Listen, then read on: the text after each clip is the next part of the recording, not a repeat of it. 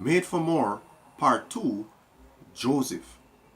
Joseph was the favorite son of Jacob, who we spoke about in the previous video. And he dreamt a lot of fantastic dreams. Two of them related to the sun and the moon and the stars bowing down and worshiping him.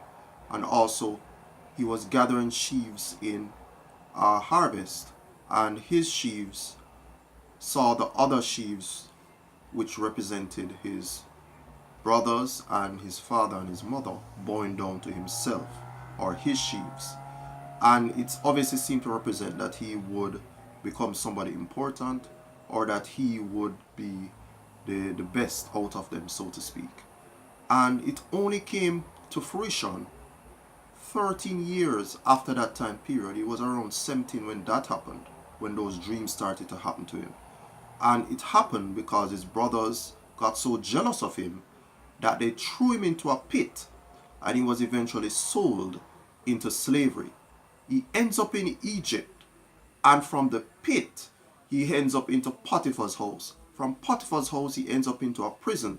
From the prison he ends up into the palace, and from a palace he becomes the prime minister of Egypt. But it took him 13 years.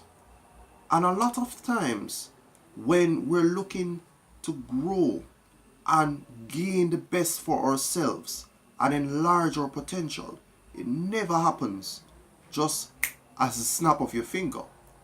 You can gain some momentum and get some things going in your life, but more often than not, it does not happen by a quick movement. It always takes a period of time. And the same thing happened with Joseph.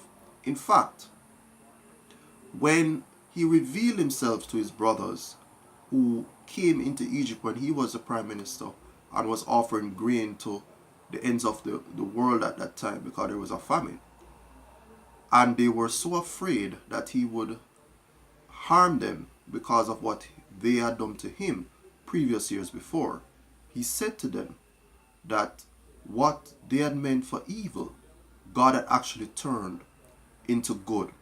So he could see that over those period of years that something was being birthed through him to ensure that not only his family was saved from the famine, but the ends of the earth, the known world at the time around Egypt and that surrounding region.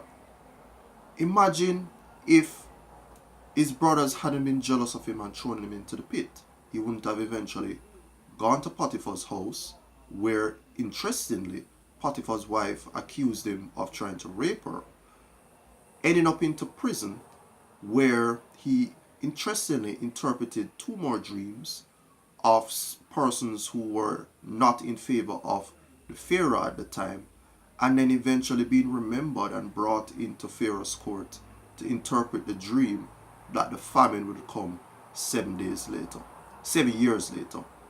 So this is a telling story of how God works.